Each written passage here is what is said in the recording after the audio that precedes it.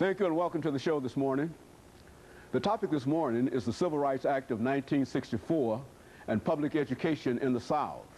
And we have with us to talk about the Civil Rights Act of 1964 and public education in the South, Professor EKSanford, a professor in the Department of Sociology at Tennessee State University.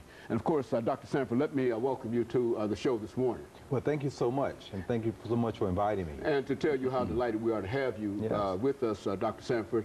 I'm reminded that not long ago you first made your appearance on this show, and you talked about higher education in the 21st century, and of course we've received so many compliments in reference to that particular show.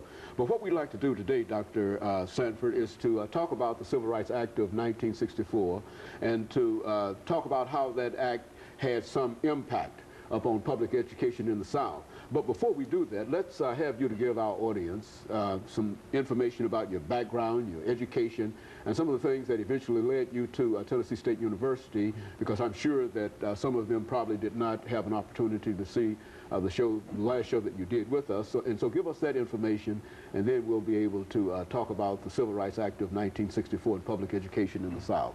Well, certainly, and I would first like to thank you so much for inviting me this morning, as well as having such a profound show that really offers a different perspective. Again, I am EKSanford, and I presently am associate professor in the Department of Sociology at Tennessee State University. My background is very varied, but I've been in education my entire life.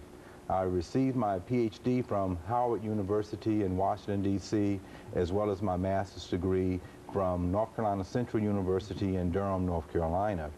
I also received a postdoc degree at the Pennsylvania State University in State College, Pennsylvania. I'm also very proud of a number of other types of work opportunities I've had in addition to being in education. One with the national headquarters of the American Red Cross in Washington, D.C., working with HIV/AIDS education, the American Association of Retired Persons, doing victims assistance programs in crime, as well as the National Organization of Black Law Enforcement Executives. We also had a victim assistance program. And so you've been involved in a whole variety of activities during your career, Dr. Sanford. What we'd like to do is to look at the Civil Rights Act of 1964, Dr. Sanford, as we indicated earlier, and to have you to give us some preliminary statements in reference to where that Act of 1964 stands in reference to the history of the African American in this country. Yes. Well, it's a very important act. As you may very well know and have already stated, the Civil Rights Act of 1964 was implemented at that particular time period because of the egregious nature of our society, the prejudice, discrimination that had historically been here in America. It was put forth to try to give some really fair accommodations, if you will, to public facilities and education and the job force and all of the different components of the society in which we live in. And I'd be remiss not to take us back a little bit and to frame this act of 1964 because, as you've stated, it's about 40 years ago. But for 244 years, there was enslavement here in America.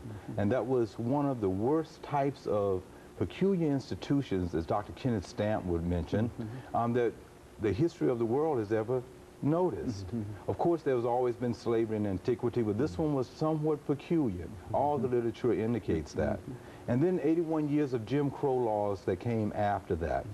You're talking about 1861 to 1865 with the Civil Rights, with the Civil War, I'm sorry.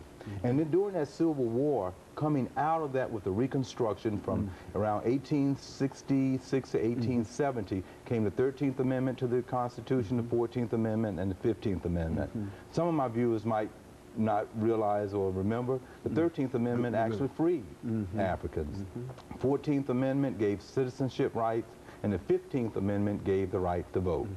So an excellent question would be, why are we talking about the Civil Rights Act of 1964? Yeah, good, very good. Of course, Dr. Sanford, we're getting ready, and we'll talk about that when we come back during the second segment, because we're getting ready for the first commercial break. Okay. But I think that what you've done here, you've laid a very fertile foundation to talk about this Act of 1964, because the question, as you indicated, is almost natural. That is, if the 13th Amendment was freed Africans and the 14th Amendment gave them, quote, civil rights, then why another right? And that will allow you, I think, when we come back to talk about some of the activities in that particular period that kept Africans from enjoying all of the rights that they were accorded in the Civil Rights Act of 1866. I think that's, and of course, we're making preparations for our first commercial break, and we'll be back with our audience following this very, very short commercial break.